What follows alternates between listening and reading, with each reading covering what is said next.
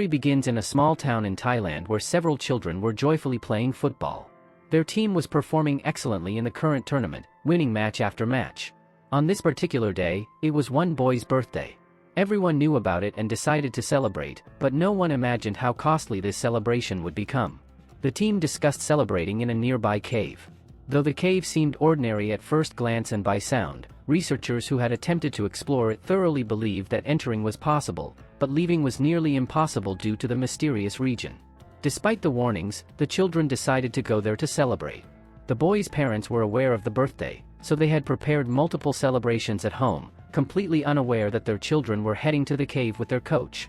While the parents waited anxiously for the kids to return, the players and coach reached the cave, called Tam Luang, and entered without hesitation.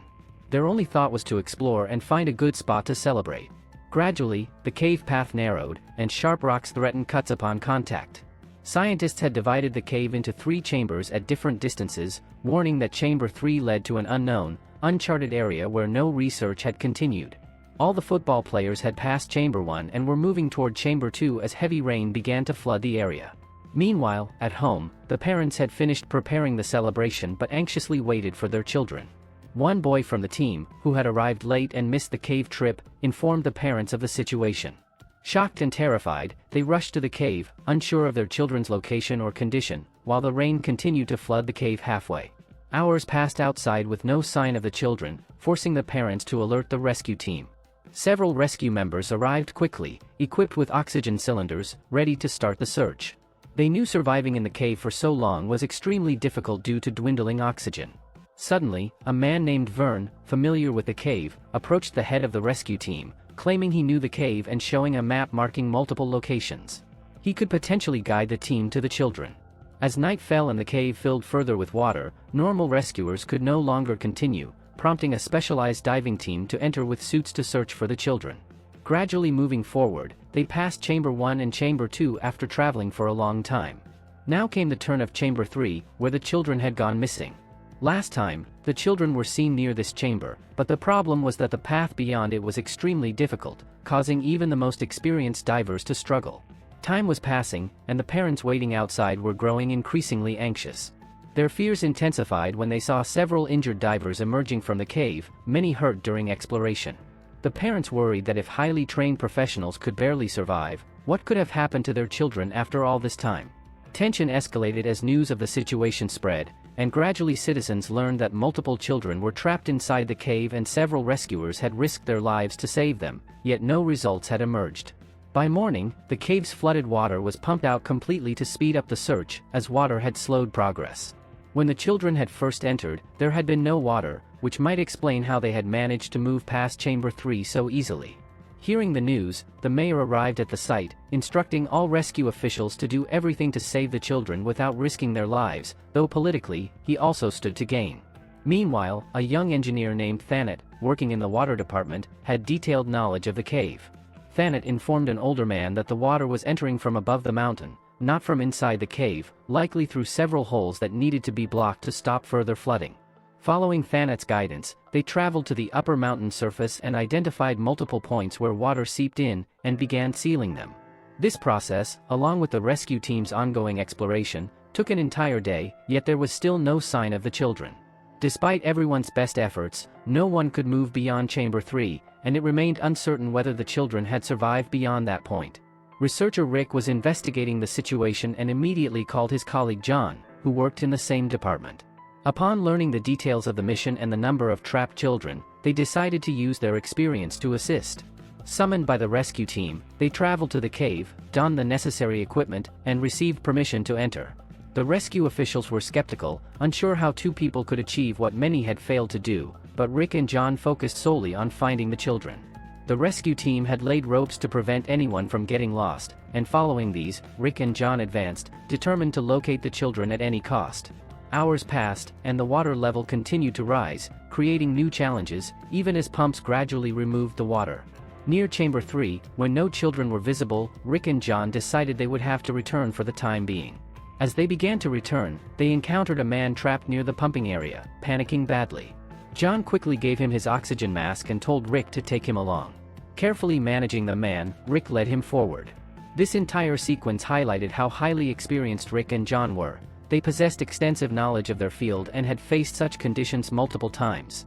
John carefully examined nearby rocks, hoping to spot any clue about the children's direction, but the increasing water flow forced them to retreat.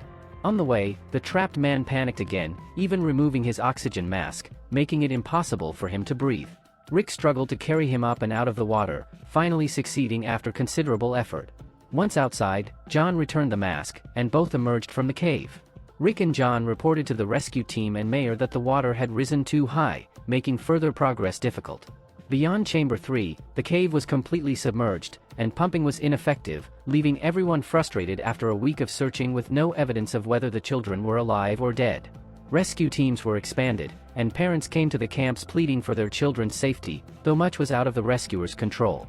A meeting was held with all rescue officials, military officers, and the mayor, debating the next step. Some argued they should explore below Chamber 3, a previously uncharted area, while others insisted they wait for the rain to stop, as water was the greatest obstacle. With no other options, it was decided to continue pumping and wait until the rain ceased. Amid this, Thanet, the engineer, approached the head officer, explaining that the water entering the cave was coming from farmland on the mountains above. By redirecting this water into another area, the cave's water level could naturally decrease, but this would flood local farmland. Permission was required from the officers to divert the water, and after explaining the life-or-death stakes, the farmers agreed, understanding that saving the children was more important than the crops. With large-scale water diversion, the cave's water level began to drop, and the rescue teams prepared thoroughly, determined to finally locate the children. John remained extremely tense, knowing the children had been trapped for over a week without resources and fearing the worst, while Rick encouraged a positive mindset. Outside the cave, parents and local Buddhists gathered, praying fervently for the children's safety. Within a short time, all the water inside the cave was completely pumped out, marking the start of the real mission, to enter the area beyond Chamber 3 and face the unknown mystery ahead. Rick and John suited up fully, taking cameras to document everything, along with another rescuer, and carried a small rope to navigate the path. Carefully traveling forward, they reached Chamber 3 and began the process of moving beyond it. They had measured thousands of kilometers in depth, where oxygen was already scarce, and their main rope was nearly used up. Despite the vast distance, there was still no sign of the children. Just as they began to retreat, John spotted a faint light. Following it, they were shocked to find all the children standing ahead, alive and safe despite being trapped for so many days. Overwhelmed with relief, the children began to cry, desperate to escape. Their condition after surviving a week in a low-oxygen cave without food or water was naturally poor, but miraculously, they were all alive. Rick and John encouraged them, praising their bravery and reassuring them that rescue was now imminent. Among the children was their football coach, who apologized for the situation, blaming himself for bringing them into the cave. The children, however, insisted they survive because of him. He had motivated them to stay strong and hopeful, which had kept them alive.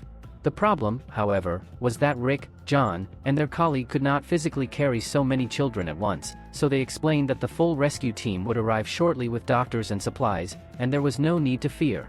Amazingly, the children had dug a path themselves, possibly leading to the other side of the mountain, demonstrating incredible courage. Rick and John guided them carefully, and slowly, the children began exiting the water toward the rescue team. Once outside, Rick and John confirmed to the team that all the children were found and safe. Videos shown to the rescue team brought immense relief, and parents were gradually informed, seeing footage of their children alive, bringing overwhelming joy. However, the true challenge remained. John warned the team not to celebrate prematurely, explaining that while they had located the children, bringing them safely out of the cave would be far more difficult. The children were trapped several kilometers into a narrow, confined area, and swimming them back would be extremely challenging. John cited an example of a diving expert who had panicked halfway while being guided out with an oxygen mask. If a trained professional could panic, imagine the children's vulnerability. Any mishap could have been fatal due to drowning, underscoring the immense risk that still lay ahead. Even though the pumping system and other measures had reduced the water, it was still seeping, keeping the rescue team on edge. Despite their initial relief, they now had to focus on caring for the children, no matter how far away they were. A large rescue team, along with doctors, was sent to the location. Following the rope laid by Rick and John, they reached the children, providing food, water, and medical attention. The divers quickly realized that the number of oxygen cylinders brought would not be enough to get everyone out safely. After careful consideration, it was decided that some divers would stay with the children for supervision while the rest returned for additional resources. Gradually, the divers exited, exhausted, leaving the children temporarily in safe hands. Officers reassured parents that resources and medical care were being provided and that the children would soon be rescued. Some parents were furious, frustrated at the week-long delay and the government's inability to act faster. Rick and John carefully observed the situation and called in experienced friends, including divers and doctors, to assist. Jake and Chris, skilled divers, went in despite the extreme depth challenges and delivered resources, along with letters from the children's parents. The children read the letters, even writing back to their parents, while their coach witnessed that no parent blamed him. In fact, all parents thanked the coach for keeping their children alive. After ensuring proper care, the divers returned. Dr. Harry, a seasoned surgeon who had handled dangerous cases, arrived, and John proposed using anesthesia to calm the children for the extraction. Harry strongly opposed the idea, warning that even a small dose could trigger a heart attack or panic mid-journey, risking their lives. Respecting his expertise, John and Rick abandoned the plan. Meanwhile, Josh, a diver, went in with his team, but his oxygen tank became stuck and started leaking while trying to free it. With oxygen running out and no backup, he tragically drowned before help could reach him.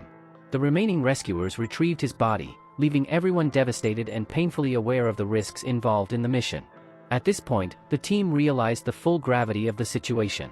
If even highly trained drivers and experts were struggling to navigate the treacherous paths, how could a group of small, terrified children possibly make it through such a distance on their own? The mayor, understanding the imminent danger, immediately arrived on site and made it clear, no drivers would be allowed to attempt the rescue. The responsibility of bringing the children to safety would fall entirely on the rescue team. The plan devised by Rick, John, and Dr. Harry was now brought forward. The children would be sedated with carefully administered anesthetic injections to ensure they remained calm and still while being carried through the cave's narrow, water-filled passages. The mayor's first concern was the risk involved. Dr. Harry explained in no uncertain terms that there was a 50% chance the children would survive the journey, emphasizing that no one could guarantee absolute safety. If a child awoke midway, panic could lead to drowning or other fatal accidents. Despite the fear, there was no alternative, the children had to be rescued.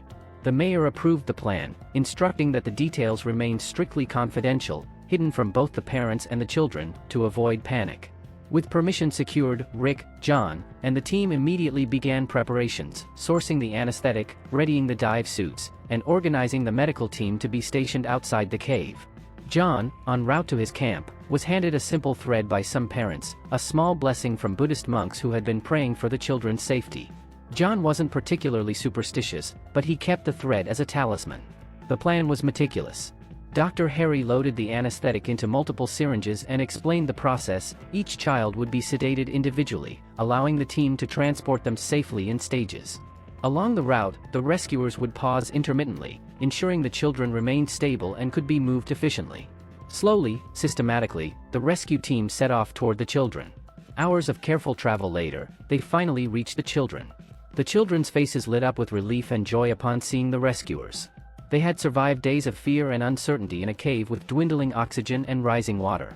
The team informed the children's football coach that only 4 children could be carried at a time. The youngest children were prioritized, though there were complications. One child's oxygen mask did not fit properly, delaying the process until a suitable replacement could be arranged.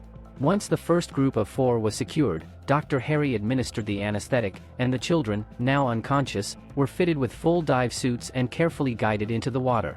Jack, one of the drivers, struggled immensely with the weight and the underwater currents, but refused to abandon the children. Midway through the journey, one child began to awaken, but Rick quickly stabilized him and administered a second dose, preventing a potentially fatal panic. Using this method, the team managed to extract 3 more children successfully. One child arrived outside the cave barely breathing, but after immediate CPR, he finally drew a full, steady breath. For the rescue team, this was their greatest achievement yet. 4 children, saved against overwhelming odds. After a brief respite, the divers returned to the cave for the remaining children. The team had learned from the first rounds. They carefully tied floating bottles to each child's limbs to keep them at the surface and prevent drowning. By now, over half of the children had been rescued, and the divers resolved that this would be their final underwater extraction. But nature had one more challenge in store. That night, heavy rainfall surged, raising the cave's water level dangerously. Still, the rescuers had no choice, they had to continue. With renewed determination, they prepared to enter the cave once more, aware that the final stage of the mission would test every ounce of their courage, skill, and endurance. But they had no choice, they had to try, and somehow, they had to save the remaining children. The team reformed their formation and moved toward the children, who were now reduced to just 5. John provided a new mask for the smallest child, which initially didn't fit properly. After administering the anesthesia injections to all the children, they began the careful process of bringing them back. One extra child was being carried by Chris. Chris wasn't very experienced, so he was understandably nervous, yet he continued steadily, holding onto the secured rope. John and the other team members, each carrying a child, advanced carefully. At this point, Rick, slightly panicked, grabbed a cable instead of the rope, only to realize it led in a different direction. Chris, following him, quickly recognized that they had lost their way.